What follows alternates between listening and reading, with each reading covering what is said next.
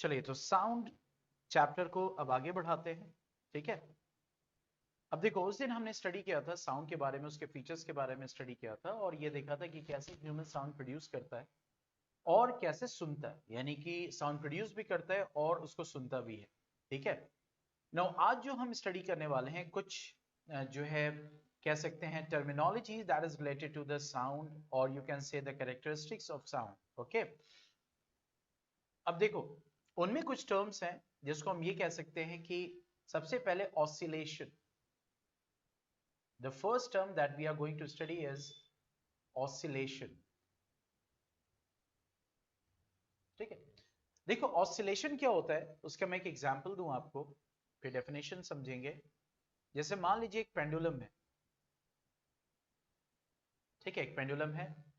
अब इस पेंडुलम को जब आप डिस्टर्ब करोगे तो क्या होगा, आप देखोगे कि पेंडुलम पहले एक एक्सट्रीम पोजीशन तक ऐसे जाएगा।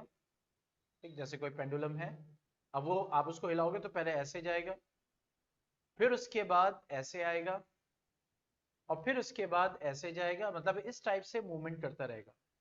तो ये जो टू एंड फ्रो मोशन है जो एक टाइम इंटरवल पे क्या हो रहा है, रिपीट हो रहा है। ठीक है, इसको हम क्या बोलते हैं, मतलब एक एक्सट्रीम पोजीशन से दूसरे एक्सट्रीम पोजीशन पे गया, फिर उसके बाद वापस आया, तो ऐसे मोशन को हम क्या बोलते हैं, दैट इज द ऑसिलेशन। जैसे ये पॉइंट ए पे था, तो अब पेंडुलम जो है पॉइंट बी तक गया। ठीक है, फिर पॉइंट बी से किधर गया, पॉइंट सी तक गया। उसके बाद फिर मतलब हम माने फिर पॉइंट ए पे वापस आया। तो ये जो एक एक्सट्रीम ये क्या कहलाएगी, ये कहलाएगी मीन पोजीशन। ठीक है, मीन पोजीशन, और ये कहलाएगी extreme position.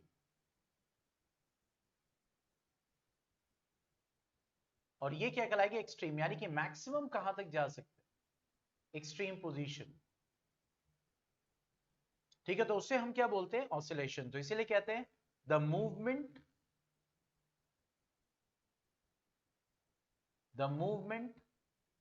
Of a body, the movement of a body from one extreme position to other and back to it, the movement of body from one extreme position to other and back to it is called oscillation, is called oscillation, is called oscillation। ठीक है, उसको हम oscillation कहते हैं। वही जब fast हो जाता है, बहुत फास्ट हो जाता है, तो उसी को हम क्या बोलते हैं, दैट इज कॉल्ड वाइब्रेशंस। उसी को हम क्या बोलते हैं, वाइब्रेशंस बोलते हैं। ठीक है, फिर नेक्स्ट टर्म पे आते हैं जिसको हम बोलते हैं एम्पलीट्यूड। ये सारे टर्म्स जो हैं साउंड्स के लिए भी यूज होते हैं। ठीक है, तो एम्पलीट्यूड की अगर हम बात करें तो एम्पलीट्यूड किसको कहते हैं, जो मीन पोजीशन से मैक्सिमम कितना गया वो डिस्टेंस, यानी कि जब ये पेंडुलम यहां पे था तो मैक्सिमम कहां तक गया, means horizontal distance, not curve. ठीक है, मैक्सिमम कहां तक गया, कितना डिस्टर्ब हुआ, उसको हम बोलते हैं डिस्प्लेसमेंट। या क्या कहलाएगा, ये जो डिस्प्लेसमेंट है इसको हम क्या बोलेंगे, एम्पलीट्यूड। यानी मीन पोजीशन से मैक्सिमम कितना इधर गया और मीन पोजीशन से मैक्सिमम कितना इधर गया, तो ये क्या कहलाता है, एम्पलीट्यूड। मतलब द मैक्सिमम डिस्प्लेसमेंट, डिस्प्लेसमेंट ही हुआ है, डिस्प्लेसमेंट। देखो डिस का मतलब हटना, प्लेसमेंट मतलब अपनी प्लेस से हट के दूसरी प्लेस पे, इसको हम कहते हैं डिस्प्लेसमेंट। ठीक है, तो अब यहां पे कह रहा है कि maximum displacement, the maximum displacement of a body from its mean position, from its mean position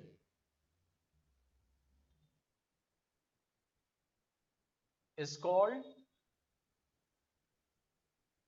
is called the amplitude of oscillation, उसको हम एम्पलीट्यूड कहेंगे। यानी कितना अपने एक मीन पोजीशन से, ये मीन पोजीशन है, बीच की पोजीशन, उससे कितना वो, जैसे मिसाल के तौर पर एक वेव है, एक लहर है, ये ऐसे जा रही है, ठीक है, तो इसकी मीन पोजीशन, मिड पोजीशन तो ये होगी। तो इस मीन पोजीशन से देखो मैक्सिमम कितना ये ऊपर जा रहा है और मैक्सिमम कितना नीचे आ रहा है। तो ये यहां से लेकर यहां तक और यहां से लेकर यहां तक क्या कहलाएगा? डिस्प्लेसमेंट। क्या कहलाएगा? डिस्प्लेसमेंट। ठीक है, तो इसी तरीके से डिस्प्लेसमेंट किसको कहते हैं? एम्पलीट्यूड को। और इसकी यूनिट क्या होती है? एसआई यूनिट क्या होगी? दैट विल बी मीटर्स, क्योंकि एम्पलीट्यूड क्या है? एम्पलीट्यूड डिस्प्लेसमेंट है, एक डिस्टेंस है बेसिकली। ठीक है, तो एसआई यूनिट क्या हो जाएगी? That will be meters. ठीक है, SI unit will be M, meters. ठीक है, अब आते हैं next, that is time period.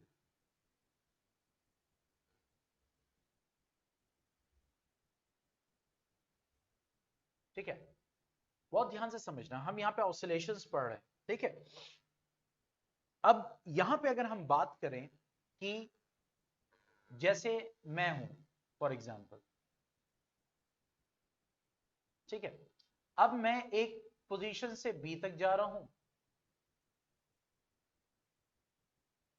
ठीक है, फिर वापस ए तक आ रहा हूं, मतलब चक्कर लगा रहा हूं, ए से बी, फिर बी से ए से बी और बी से ए। तो देखो, जब मैं ए से बी तक जाऊंगा, फिर बी से वापस ए तक जाऊंगा, तो उसी को तो हम बोलेंगे वन साइकिल। मैं कहूंगा कि मैं एक साइकिल पूरी कर रहा हूं, यस और नो? साइकिल मतलब समझ रहे हो ना, कि इट इज गोइंग इन मतलब रिपीटेड मोशन।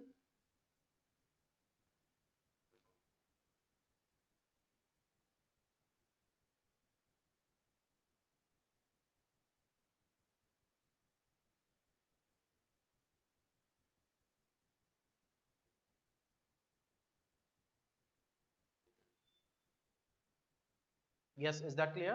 हाँ, तो अब देखो, अब मान लो, बहुत ध्यान से समझना, मैं ए पोजीशन से बी तक गया, बी से वापस ए तक आया, ये एक साइकिल। इसी तरीके से जैसे ये पेंडुलम है, वो यहां से यहां तक गया, फिर उसके बाद वापस आया, यहां से यहां तक गया, और फिर वापस आया यहां पे, मान लो रुक गया, हालांकि रुकेगा नहीं, मतलब वो तो अगर आपने कुछ लगाया, हाथ वाथ लगा दिया तो रुक जाएगा, वरना वो ऐसे ऐसे चलता रहेगा। घड़ी का पेंडुलम देखा है ना? ठीक है, तो अब यहां पे वही चीज है कि रुक गया, तो ये क्या कहलाएगी? इसकी एक साइकिल, कि जहां से गया, ठीक है, यहां पे, फिर वापस, फिर उसके बाद back to its original position, तो उसको हम क्या बोलेंगे? One cycle. तो जब किसी भी मोशन की, यानी कि यहां पे ऑसिलेशन की बात हो रही है, वाइब्रेशंस की बात हो रही है, क्यों? क्योंकि यहां पे साउंड की बात हो रही है। तो जब जो एक साइकिल को पूरा करने में टाइम लगता है, उसी को हम बोलते हैं टाइम पीरियड। पॉइंट समझ में आया? एक साइकिल मतलब वन ऑसिलेशन, वही चीज टू फ्रो, समझ? टू फ्रो। तो एक साइकिल को पूरा करने में जो टाइम लगा, उसको हम क्या बोलते हैं? Time period. Means the time taken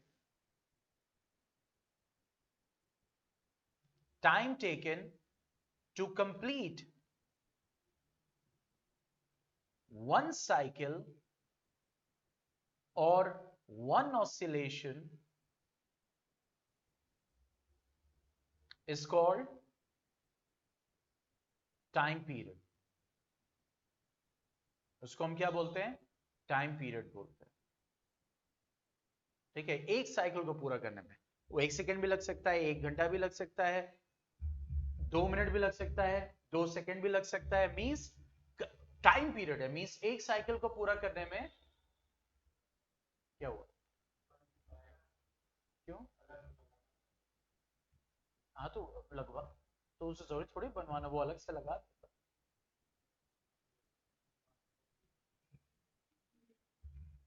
हाँ, तो इसे लगवा दो उसमें अलग से। अलग से मतलब? हाँ हाँ, कोई बात नहीं, क्लास ले रहा हूँ। इधर सुनो, वो क्या बोल,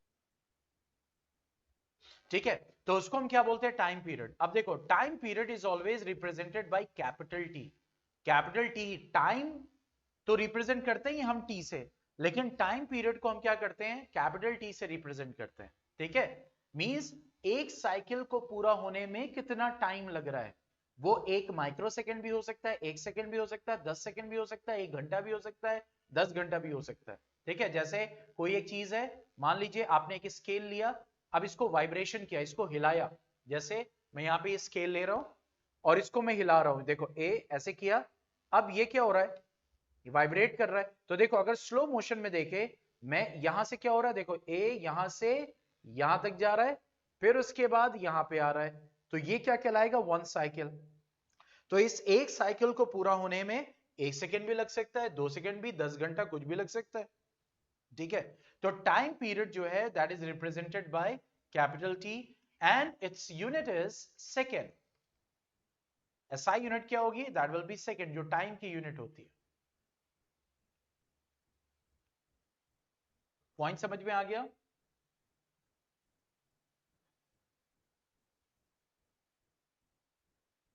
टाइम पीरियड समझ में आ गया? क्योंकि यहां पे हम ऑसिलेशन की बात कर रहे हैं, वाइब्रेशन की बात कर रहे हैं, तो ऑसिलेशन, फास्ट ऑसिलेशन को ही वाइब्रेशन कहते हैं। तो ऑसिलेशन मतलब क्या, कि to and fro motion, cycle motion, start, come, go, come, ये क्या है, ये क्या हो रहा है, ऑसिलेशन हो रहा है, this is oscillation. Okay, is that clear? तो ये यहां से गया फिर वापस यहां पे आया, ये एक साइकिल है। अब इस टाइम को हम क्या बोलेंगे, जो इसमें लग रहा है, that is the time period. अब हम आते हैं नेक्स्ट पे, नेक्स्ट टर्म पे, इसको हम बोलते हैं फ्रीक्वेंसी। फ्रीक्वेंसी, फ्रीक्वेंसी माइंड में रखो, मतलब कितनी बार। तो कितनी बार का मतलब ये हो गया, पॉइंट को समझना, एक मोशन है ए से बी तक, फिर बी से ए तक, ये कहलाएगा 1 ऑसिलेशन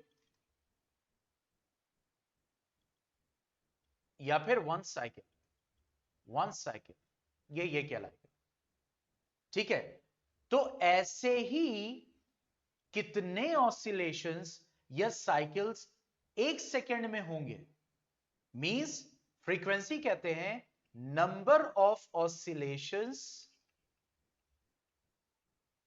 और साइकिल्स पर second is called frequency, is called frequency. मतलब यहां पे टाइम क्या रहेगा, फिक्स 1 सेकेंड। जैसे मिसाल के तौर पर ए से लेकर बी तक, बी से लेकर ए तक, ये एक साइकिल है, ये एक साइकिल है। तो अगर 1 सेकेंड में ऐसे ही 10 साइकिल्स पूरी हो गई, पॉइंट को समझना, 1 सेकेंड में ऐसी 10 साइकिल्स पूरी हो गई, तो हम कहेंगे उसकी फ्रीक्वेंसी है 10 साइकिल्स पर सेकेंड। जैसे बहुत तेज मूवमेंट्स होते हैं ना, आपने देखा होगा, बहुत सारे मूवमेंट्स होते हैं, बहुत सारे वाइब्रेशंस होते हैं, बहुत तेज होते हैं, मतलब एक एक सेकेंड में कई बार घूम जाते हैं। देखा ना, जैसे फैन, ड्रोन का फैन, देखो उस पर लिखा होता है, नोटिस किया है कभी? आप साइकिल चलाते हैं, मोटरसाइकिल चलती है, स्पोर्ट्स कार चलती है, तो देखो उसमें लिखा आता है आरपीएम, दैट इज रेवोल्यूशंस पर मिनट या रोटेशंस पर मिनट। तो फ्रीक्वेंसी मतलब क्या, 1 सेकेंड में कितनी साइकिल पूरी हो रही है, नंबर ऑफ साइकिल्स पर सेकेंड। देखो यही फर्क है, टाइम पीरियड का मतलब एक साइकिल को पूरा होने में कितना टाइम लग रहा है, और फ्रीक्वेंसी का मतलब 1 सेकेंड में कितनी साइकिल्स पूरी हो रही हैं या फिर नंबर ऑफ ऑसिलेशंस पूरे हो रहे हैं। दोनों में फर्क समझ में आ गया? इसको डिनोट किया जाता है स्मॉल एफ, या फिर दूसरा सिंबल होता है न्यू, ऐसे बनाते, लाइक दिस। ठीक है, स्मॉल एफ या फिर न्यू से रिप्रेजेंट करते हैं फ्रीक्वेंसी को, और इसकी एसआई यूनिट होती है, एसआई यूनिट होती है हर्ट्ज, या फिर इसको लिखते हैं एच जेड। फॉर एग्जाम्पल, अगर किसी मोशन की फ्रीक्वेंसी है 100 हर्ट्ज, तो क्या मतलब हुआ इसका? 100 हर्ट्ज का मतलब ये हो गया 100 साइकिल्स पर सेकेंड। 100 हर्ट्ज का मतलब क्या हो गया? 100 साइकिल्स, यानी जो भी मोशन, जिस चीज का भी मोशन है, अगर वहां फ्रीक्वेंसी लिखी हुई है 100 हर्ट्ज, तो इसका मतलब 100 साइकिल्स पर सेकेंड, मतलब एक सेकेंड में कितनी साइकिल पूरी कर रहा है वो बॉडी? 100 साइकिल्स, अपने मोशन की 100 साइकिल्स को पूरी कर रहा है। पॉइंट समझ में आया?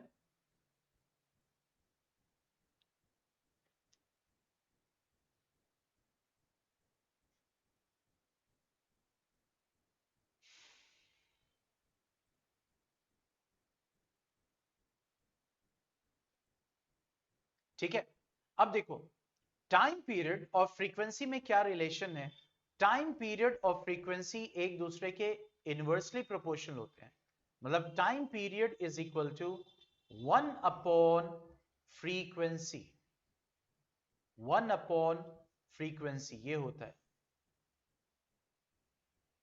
ठीक है, या वाइस वर्सा, मतलब T is equal to 1/f, या F इज इक्वल टू, या हम ऐसे भी लिख सकते हैं कि F is equal to 1/t, ये फॉर्मूला होता है।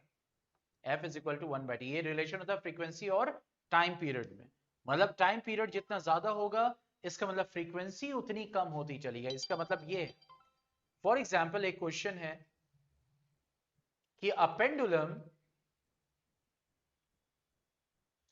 is having a frequency of 10 hertz, calculate its time period. Calculate its time period. अब देखो क्या दिया हुआ है, फ्रीक्वेंसी दी हुई है कितनी? 10 हर्ट्ज, और हमें निकालना क्या है? उस पेंडुलम का टाइम पीरियड। टाइम पीरियड मतलब 10 हर्ट्ज का मतलब एक सेकेंड में 10 साइकिल पूरी हो रही है, तो एक साइकिल को पूरा होने में कितना टाइम लग रहा है वो हमें निकालना है। तो नाउ हम ये जानते हैं टाइम पीरियड क्या होता है, 1/f, that means time period is equal to 1, और फ्रीक्वेंसी कितना दिया हुआ 10, तो ये हो जाएगा 0.1 सेकेंड। तो टाइम पीरियड कितना आ गया? 0.1 सेकेंड, मतलब एक साइकिल को पूरा होने में 0.1 सेकेंड लग रहा है। Is that clear? तो फ्रीक्वेंसी और टाइम पीरियड एक दूसरे के इनवर्सली प्रोपोर्शनल होते हैं। टाइम पीरियड ज्यादा तो फ्रीक्वेंसी कम, फ्रीक्वेंसी ज्यादा और टाइम पीरियड, तो इस फॉर्मूले से हम निकाल सकते हैं।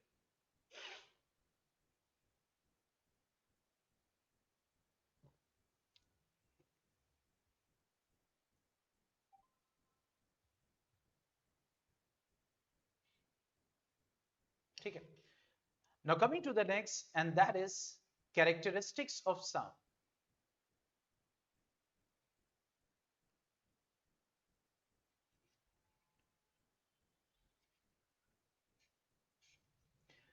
कैरेक्टरिस्टिक्स ऑफ साउंड में सबसे पहले हम बात करेंगे लाउडनेस की। ठीक है, अब लाउडनेस किसको कहते हैं? लाउडनेस जो होती है, मतलब एक होती है आवाज तेज, ठीक है, एक आवाज धीमे। तो लाउडनेस जो होती है इट डिपेंड्स ऑन एम्पलीट्यूड। किस पे डिपेंड करता है? एम्पलीट्यूड पे डिपेंड करता है। मतलब जैसे अगर साउंड वेव है, तो अगर ग्राफ की फॉर्म में हमें शो करना होता है, तो हम साउंड वेव को ऐसे शो करते हैं, जैसे ये ग्राफ है, तो हम साउंड वेव को ऐसे शो करते हैं। ये आप सब हाई क्लासेस में पढ़ोगे। ठीक है, अब देखो अगर हम इसको बात करें तो मीन पोजीशन तो ये है, ठीक है, तो अब यहां से लेकर यहां तक क्या है? इसका एम्पलीट्यूड है,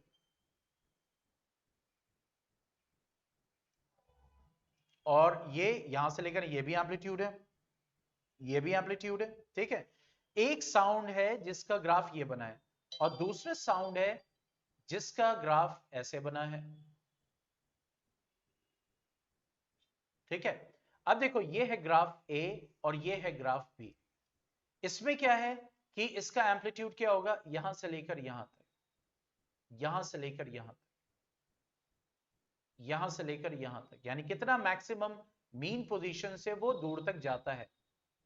ठीक है, अब ये बताओ किसका एम्पलीट्यूड ज्यादा है, ग्राफ बी का या ग्राफ ए का? किसका एम्पलीट्यूड ज्यादा है?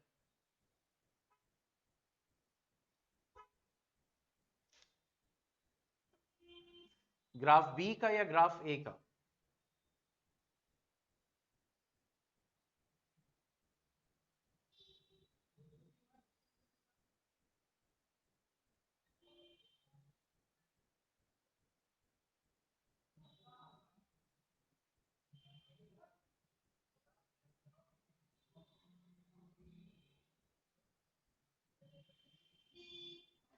हाँ बताइए, किसका ग्राफ ज्यादा है, किसका एम्पलीट्यूड ज्यादा है, बी का या ए का?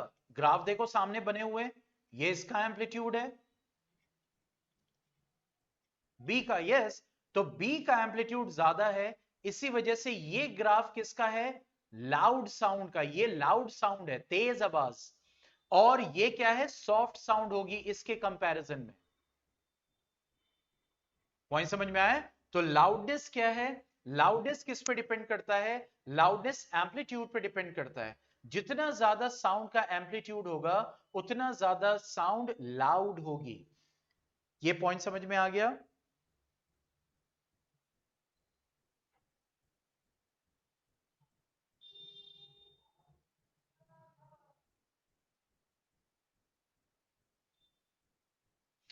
ठीक है, जैसे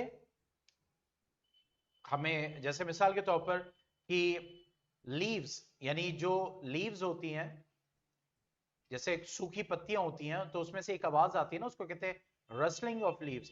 तो वो होती है, that is 10 decibel, that is very फेंट, बहुत ही हल्की आवाज।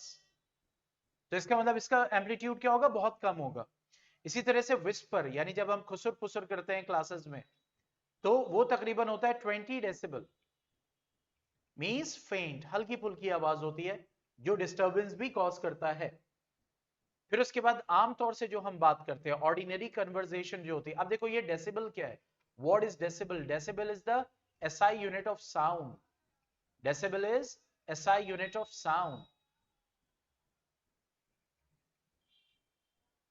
ठीक है, ऑर्डिनरी कन्वर्सेशन, जैसे अभी मैं ऑर्डिनरी कन्वर्सेशन नहीं कर रहा हूं, लेक्चर ले रहा हूं, तो थोड़ी सी आवाज तेज करनी पड़ रही है, ठीक है, आमतौर से ऐसे बात नहीं की जाती। तो ये कह रहे हैं 40 टू 60 डेसिबल, मतलब मॉडरेट है, आवाज तेज तो ज्यादा नहीं है बट मॉडरेट है। लाउड म्यूजिक वो आता है तकरीबन 90 डेसिबल, यानी कोई बहुत तेज म्यूजिक सुन रहा है तो ये कहलाता है वेरी लाउड, मतलब उसका एम्पलीट्यूड और ज्यादा होगा। ठीक है, देखो जैसे जैसे लाउडनेस बढ़ती जाएगी वैसे वैसे एम्पलीट्यूड बढ़ता जाएगा। हैवी ट्रैफिक, बहुत हैवी ट्रैफिक में फंसे हो तो वो भी तकरीबन कितना होता है, 90 डेसिबल, यानी वेरी लाउड, परेशानी होती है। ओके, ड्रिलिंग होती है, घर में ड्रिल विल चलता है, तो दैट इज अबाउट 100 डेसिबल। देखो ड्रिल अगर पास में चले तो आपस में आप बात भी नहीं कर सकते, that is also very loud, यानी कि इसका भी क्या होगा, एम्पलीट्यूड और ज्यादा होगा। इसी तरह से एयरक्राफ्ट इंजन, जब कोई जहाज गुजरता है तो that is about 100 to 200 decibel, that is painfully loud. ठीक है, और इसी तरीके से अगर हम बात करें रॉकेट टेक ऑफ, रॉकेट जो टेक ऑफ लेता है तो that is about 200 decibel and that is dangerously loud, और इसका जो एम्पलीट्यूड होगा वो बहुत ही ज्यादा होगा, बहुत ज्यादा होगा। ठीक है, तो जैसे जैसे एम्पलीट्यूड ज्यादा होगा साउंड लाउड होती चली जाएगी, और जैसे जैसे एम्पलीट्यूड कम होता चला जाएगा वैसे वैसे साउंड सॉफ्ट होती चली जाएगी, फेंट होती चली जाएगी। So this was the one characteristic and that is what the loudness. दूसरी कैरेक्टरिस्टिक आती है साउंड की और उसको हम कहते हैं पिच।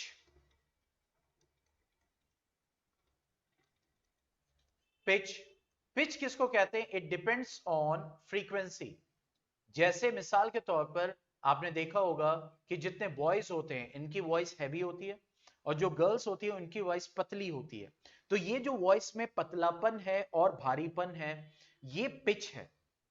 ठीक है, मतलब जितनी आवाज शार्प, जैसे छोटे बच्चे होते हैं देखिए, जब वो चिल्लाते हैं कितनी बारीक आवाज आती है।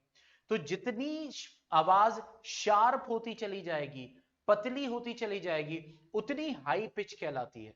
और जितनी आवाज भारी होती चली जाएगी, उतनी पिच लो कहलाती है। पॉइंट समझ में आया? मतलब पिच अगर हाई है तो दैट मींस श्रिल साउंड, पतली आवाज।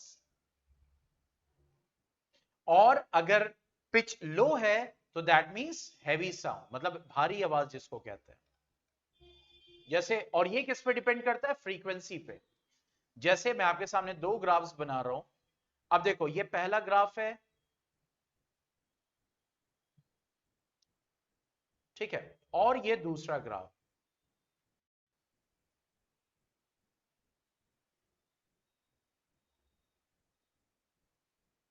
ठीक है, टाइम यहां से यहां तक 10 सेकेंड है और यहां से यहां तक भी 10 सेकेंड है। अब देखो इन दोनों साउंड्स में एम्पलीट्यूड को देखो, तो दोनों केसेस में एम्पलीट्यूड सेम है। यहां का भी जो एम्पलीट्यूड है और यहां का भी एम्पलीट्यूड है, सेम है। लेकिन अगर देखो तो यहां पे एक टाइम में 10 सेकेंड में देखो कितनी साइकिल पूरी हो रही है, 1.5। और यहां पे 10 सेकेंड में देखो 1, यहां से स्टार्ट होगा यहां पे एंड करेगा, 1, 2, 3, 4, 5। मतलब यहां पे 10 सेकेंड में कितनी साइकिल्स पूरी हो रही हैं, 5। और यहां पे 10 सेकेंड में कितनी साइकिल्स पूरी हो रही है, 1.5। ये बताओ फ्रीक्वेंसी किसकी ज्यादा होगी, ए की या बी की? एम्पलीट्यूड दोनों केसेस में सेम है, मतलब साउंड जो लाउडनेस होगी वो दोनों की सेम होगी। लेकिन लाउड के साथ साथ अब हमें यह देखना है कि पिच पतली होगी या मोटी आवाज होगी। तो ये बताओ, यहां पे 10 सेकेंड में बी में 5 साइकिल्स पूरी हो रही हैं और यहां पे 10 सेकेंड में सिर्फ 1.5 साइकिल पूरी हो रही है। तो ये बताओ किसकी फ्रीक्वेंसी ज्यादा होगी? फ्रीक्वेंसी कहते हैं नंबर ऑफ साइकिल्स पर सेकेंड। Yes, very good. तो बी वाले की फ्रीक्वेंसी ज्यादा है, तो इसका मतलब ये इसकी पिच क्या होगी, हाई। पिच हाई होगी, मतलब ये श्रिल साउंड होगा इसके कंपैरिजन, मतलब पतला। और इसकी पिच क्या होगी, लो होगी, मतलब ये कैसा साउंड होगा, मोटा, हैवी साउंड होगा। पॉइंट समझ में आ गया? तो जितनी फ्रीक्वेंसी आपने देखा होगा, बहुत सारे साउंड वेव्स होती हैं, ऐसे ऐसे ऐसे ऐसे आती रहती है ना। आप देखते होगे उस पे, साउंड बॉक्स पे देखते होगे, या फिर फंक्शन वंक्शन में जाते हैं तो वहां पे एक लगा होता है एम्पलीफायर टाइप का, वहां पे भी ग्राफ बनता रहता है। कभी इसको नोटिस करना। तो पिच समझ में आ गया?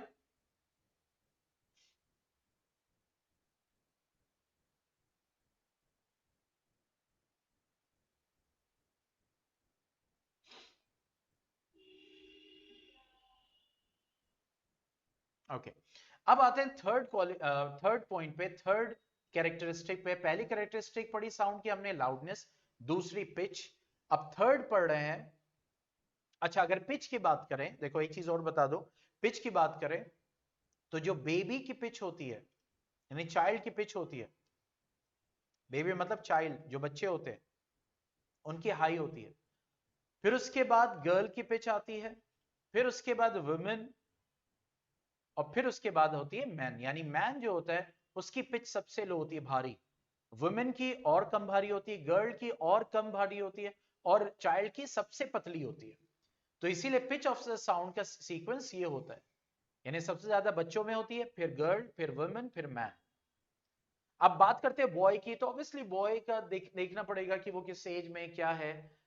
तो इस वजह से यहाँ पे मैन हो सकता है, गर्ल और बॉय की दोनों की सेम पिच हो, पॉसिबल है, डिपेंड्स ऑन एज। ठीक है, अब आते हैं थर्ड कैरेक्टरिस्टिक पे, जिसको हम कहते हैं quality of sound. That is called quality of sound. देखो क्वालिटी ऑफ साउंड क्या होता है? Quality of sound is also called its tone. Quality of sound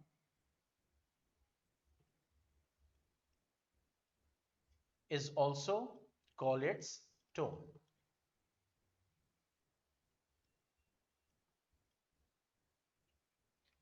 अब देखो क्वालिटी का मतलब क्या हुआ, जैसे मान लो दो गिटार है, दो गिटार है आपके सामने, दोनों सेम कंपनी सब कुछ, ठीक है। अब यहां पे क्या हुआ कि ये जो गिटार है, क्लियर, दोनों बजाए जा रहे हैं, इसको भी बजाया जा रहा है और इसको भी बजाया जा रहा है, ठीक है। हमें कहते हैं भाई ये सही बज रहा है, ये खराब बज रहा है, किस बेसिस पे? मान लो ये ए गिटार है, ये सही बज रहा है, ये बी गिटार है, ये खराब बज रहा है, तो हम किस बेसिस पे डिसाइड करते हैं?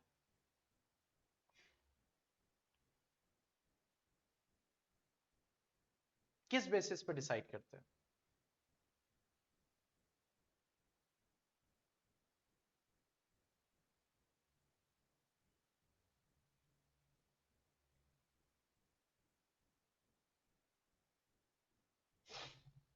या स्टोन की बेसिस पे, उसकी क्वालिटी के बेसिस पे, कि हाँ ये गिटार अच्छा बन रहा है ये। अब देखो एक जगह गिटार बजा रहे हो और एक जगह तबला बजा रहे हो, तबला भी अच्छा बज रहा है और गिटार भी अच्छा बज रहा है, तो अब आप ये कह सकते हो अभी तबला जो है वो अच्छा साउंड देता है, गिटार खराब साउंड देता है? क्या कभी ये बोलते हो? मतलब ये भी अच्छा बज रहा है, ये भी अच्छा बज रहा है, तो क्या आप ये कह सकते हो गिटार जो है वो खराब साउंड देगा और तबले की गिटार से अच्छी आवाज होगी?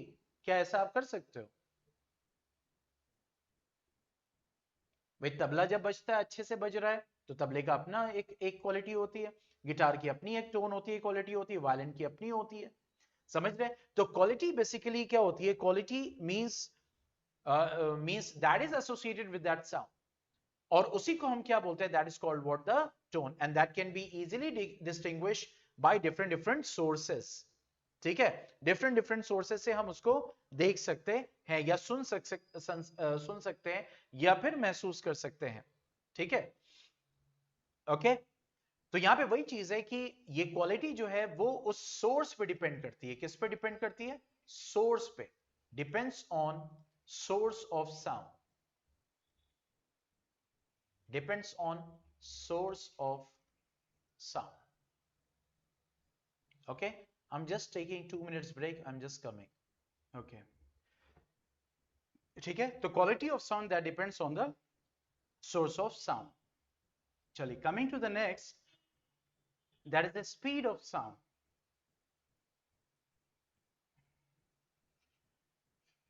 ठीक है, तो जैसे हम लोगों ने समझा था कि जो साउंड है उसको एक मीडियम चाहिए, चाहे वो मीडियम सॉलिड स्टेट में हो, चाहे लिक्विड स्टेट में हो, चाहे गैसियस। तो अगर साउंड की स्पीड की बात करें तो साउंड जो है वो सॉलिड स्टेट में सबसे तेजी से ट्रेवल करती है, लिक्विड स्टेट में उससे कम, और गैस स्टेट में सबसे कम स्पीड से ट्रेवल करती है। समझ रहे हैं? जैसे अगर हम बात करें मेटल की, जैसे कोई मेटल है फॉर एग्जांपल, तो मेटल में ये 5000 मीटर पर सेकेंड की स्पीड तक से ट्रेवल कर सकती है। और जैसे गैस की बात करें, एयर, ठीक है, तो वहां पे ये 344 मीटर पर सेकेंड, देखो कितनी कम है। वही लिक्विड अगर वाटर की बात करें तो वहां पे 1531 मीटर पर सेकेंड, देखा। तो मेटल में मींस अगर स्टील है तो वहां पे 5000 मीटर पर सेकेंड की स्पीड तक से ट्रेवल कर सकती है। और अगर वाटर की बात करें तो 1531 मीटर पर सेकेंड, और एयर की बात करें तो दैट इज 344 मीटर पर सेकेंड की स्पीड से ट्रेवल। तो देखो, सॉलिड में तेज और लिक्विड में और कम और एयर में और कम, ठीक है। तो यहां पे ये पता चला कि जो स्पीड ऑफ साउंड है वो डिपेंड करती है मीडियम पे, कि मीडियम कैसा है, हाउ द मीडियम इज, इसके ऊपर डिपेंड करेगी। क्लियर? हाँ, वो बात अलग है कि अगर टेम्परेचर कम ज्यादा है तो उससे भी फर्क पड़ता है, मतलब ठंड है तो उस पर फर्क पड़ेगा, गर्मी है तो उस पर फर्क पड़ेगा, बिल्कुल। लेकिन हम एक जनरल वे में अगर देखें तो सॉलिड स्टेट में सबसे तेजी से, लिक्विड में उससे कम, और गैस में उससे कम स्पीड से ट्रेवल करेगी, क्या? That is sound. ओके, अब आते हैं नेक्स्ट हमारी कैटेगरी पे, that is Audible and inaudible sound.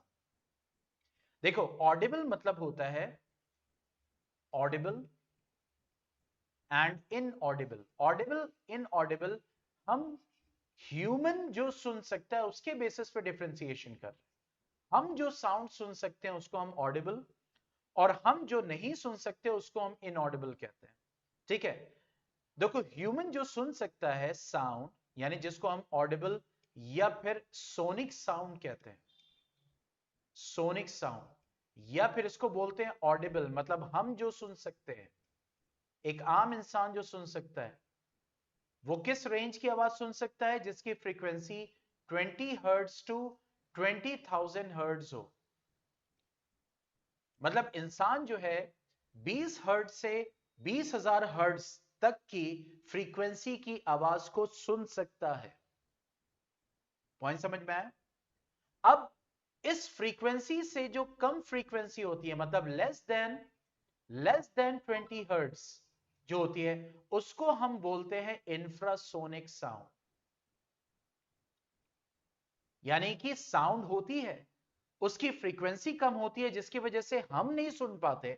वो साउंड एग्जिस्ट करती है, हम नहीं सुन पाते हैं उसको, उसको हम बोलते हैं इंफ्रासोनिक। और ये कैसी होती है? इनऑडिबल, मतलब हम इसको नहीं सुन सकते, बल्कि साउंड तो रहेगी बट हम नहीं सुन सकते। इसी तरीके से अगर मोर देन 20,000 हर्ट्ज है, 20,000 हर्ट्ज से ज्यादा, तो उसको हम कहते हैं अल्ट्रासोनिक साउंड्स, अल्ट्रासोनिक साउंड्स।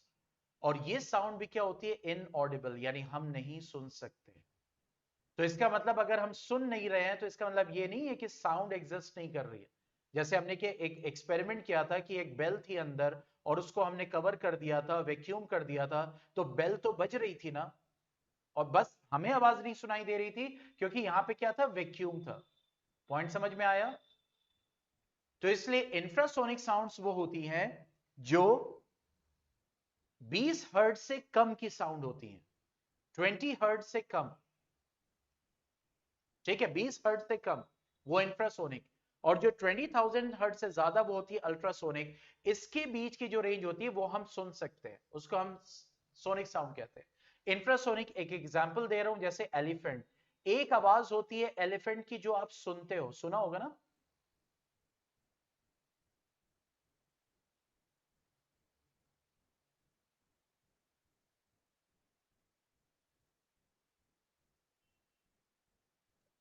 हाँ भाई, एलिफेंट की आवाज सुना होगा, चिंघाड़ता है जब। हाँ, तो वो एलिफेंट एक आवाज प्रोड्यूस कर रहा है जो हम सुन रहे हैं, वो सोनिक साउंड है। लेकिन एलिफेंट जब डेंजर में होते हैं और उनको बहुत दूर तक अपने साथी को कम्युनिकेट करना होता है सिग्नल्स को, तो वो इंफ्रासोनिक साउंड को यूज करते हैं, जिसको हम सबसोनिक साउंड भी कहते हैं। इंफ्रासोनिक का दूसरा नाम है सबसोनिक साउंड। तो उन केसेस में, डेंजर सिचुएशन में, एलिफेंट इंफ्रासोनिक साउंड प्रोड्यूस करते हैं जो हम नहीं सुन सकते, लेकिन दूसरे एलिफेंट सुन पाते हैं। तो क्या वो साउंड एग्जिस्ट नहीं कर रही है? कर रही है, बट हम नहीं सुन सकते। इसी तरह अल्ट्रासोनिक साउंड्स होती हैं, जैसे कौन यूज करता है? बैट यूज करता है, चमगादड़ अल्ट्रासोनिक साउंड्स को प्रोड्यूस करता है, जिससे वो देख पाता है रात में, उसके माइंड जो होता है एक इमेज प्रोड्यूस करता है। ठीक है, तो बैट हो गया, अल्ट्रासोनिक साउंड प्रोड्यूस करता है। ठीक है, इसी तरह डॉल्फिन्स होती हैं, अल्ट्रासोनिक साउंड्स प्रोड्यूस होते हैं, करती हैं, एक्सेट्रा एक्सेट्रा। ठीक है, तो इसका मतलब वो साउंड जो हम नहीं सुन सकते का मतलब ये नहीं है कि वो साउंड ही नहीं एग्जिस्ट करता, उसकी रेंज हमारे सुनने लायक नहीं होती है। या तो 20 हर्ट्ज से कम, या तो 20,000 हर्ट्ज से ज्यादा होगी, तो दोनों साउंड्स हम नहीं सुन सकते, ना ये साउंड ना ये साउंड। तो ये पॉइंट समझ में आ गया। तो ऑडिबल साउंड कौन सी होती है? सिर्फ सोनिक साउंड, ये रेंज वाली। और इनऑडिबल कौन सी होती है? 20 हर्ट्ज से कम या 20,000 हर्ट्ज से ज्यादा, यानी इंफ्रासोनिक या फिर अल्ट्रासोनिक साउंड इनऑडिबल साउंड कहलाती है। Is that clear?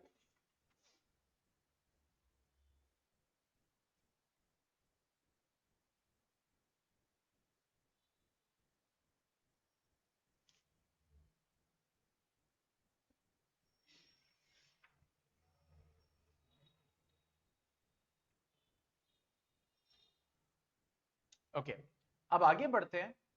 Means noise and music. What is noise and what is music? देखो ये डिपेंड भी करता है। जैसे मिसाल के तौर पर नॉइज का मतलब ये नहीं है सिर्फ कि तेज आवाज। नॉइस का मतलब यह है जो आवाज डिस्टर्ब करे। म्यूजिक का मतलब यह है जो आवाज हमें अच्छी लगे। मीन्स म्यूजिक का मतलब which creates pleasant effect, that produces pleasant effect, यानी सुनने में अच्छा लगे। और नॉइज कहते हैं which produces unpleasant effect, जो हमें डिस्टर्ब करे, हमें अच्छी ना लगे। तो आमतौर से तेज आवाज अनप्लीजेंट होती है, यानी अगर म्यूजिक भी चल रहा हो और फिर हम उस आवाज को बहुत लाउड कर दे तो वो भी डिस्टर्ब करेगा, तो उस वक्त वो म्यूजिक नॉइज बन जाएगा। वही समझ में आए। इसी तरह क्लास है, क्लास में कोई टीचर पढ़ा रहा है और कोई बच्चा विस्पर कर रहा है, खुसर पुसर कर रहा है, ठीक है, तो वो विस्पर, हालांकि वो लाउड साउंड नहीं होता ना, विस्पर लाउड साउंड नहीं होता है, विस्पर बहुत धीमे आवाज होती है, लेकिन वो क्लास के वक्त जो है वो नॉइज बन जाएगी। नॉइज मतलब डिस्टर्बिंग हो जाएगी। तो इसीलिए नॉइज का क्राइटेरिया डिपेंड करता है, इसीलिए कि हम ये कह सकते हैं कि जो म्यूजिक है उसका sound generally 10 decibel to 30 decibel range करता है आमतौर से। लेकिन वही है कि जो हमें अच्छा ना लगे साउंड, वो साउंड नॉइज होता है, चाहे वो मशीन का साउंड हो, चाहे विस्पर हो, लो फ्रीक्वेंसी साउंड हो, ठीक है। लाउड में अगर 80 डेसिबल से ज्यादा है, पॉइंट समझ में आया, तो वो सब कुछ क्या है, दैट इज नॉइज, वो सब कुछ नॉइज है, ठीक है। अगर हमें नॉइज और म्यूजिक को अगर डिफरेंशिएट करना हो, नॉइज और म्यूजिक अगर डिफरेंशिएट करना हो, तो इसमें क्या होता है, इसमें होता है इररेगुलर वेव फॉर्म, मतलब ऐसे वेव जो हमने बनाया था लाइक दिस, ऐसे होगा, ठीक है, इररेगुलर वेव फॉर्म।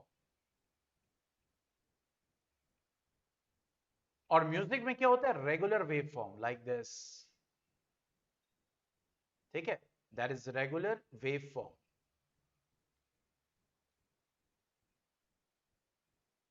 ओके, अगर सेकेंड डिफरेंस की हम बात करें तो इसकी फ्रीक्वेंसी कैसी होती है, लो।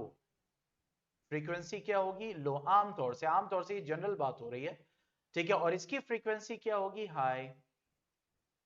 देखो फ्रीक्वेंसी हाई होने का मतलब ये नहीं है कि साउंड हमेशा तेज हो गया, मैंने क्या बताया, फ्रीक्वेंसी हाई होने का मतलब क्या होगा, पतली आवाज।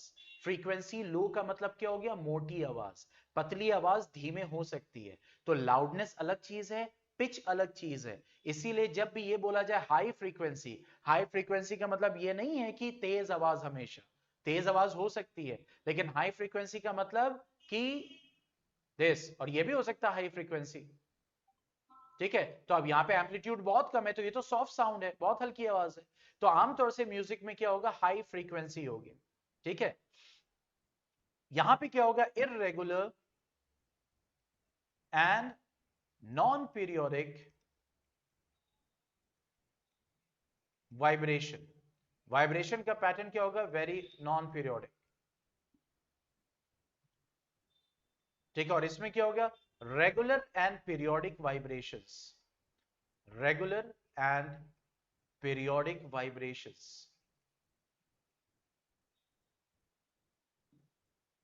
ठीक है। और बात करें तो ये क्या होगा, डिसप्लीजिंग, मतलब अच्छी नहीं लगेगी आवाज।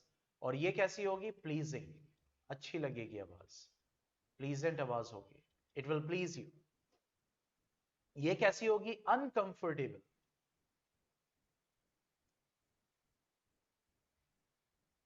और ये कैसी होगी, कंफर्टेबल, ठीक है। तो ये कुछ डिफरेंसेस है किसमें, नॉइस और म्यूजिक में। अब यही जो नॉइस होता है क्या प्रोड्यूस करता है, नॉइस पोल्यूशन, जिसके लिए हमें कंट्रोल करना चाहिए, हम खुद कंट्रोल करें और दूसरों को भी। क्यों, क्योंकि ये जो नॉइस पोल्यूशन होता है ये हियरिंग लॉस प्रोड्यूस करता है, लोग बहरे तक हो जाते हैं। दूसरा, हार्ट डिजीज प्रोड्यूस करता है, दिल की बीमारियां, पॉइंट समझ में आया, ठीक है, हार्ट डिजीज प्रोड्यूस कर सकता है, लाइक उसके बाद एंजाइटी, एंजाइटी परेशान होते हैं बहुत, ठीक है, high blood pressure.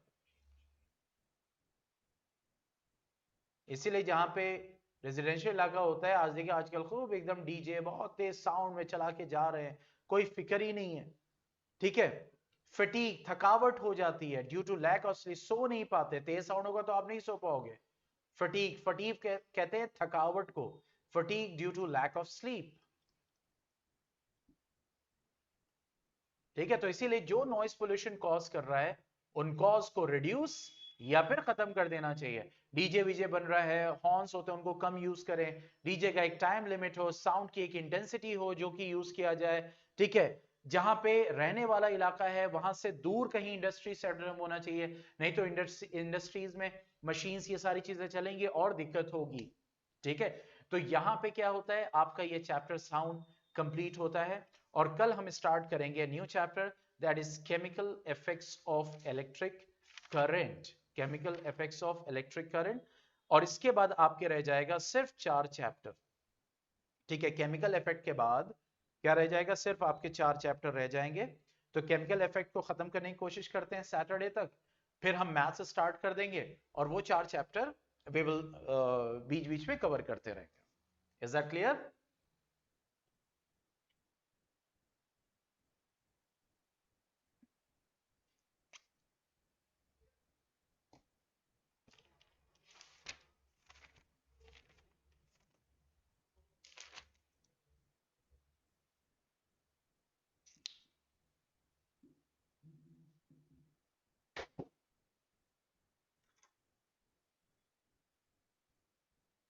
Okay then.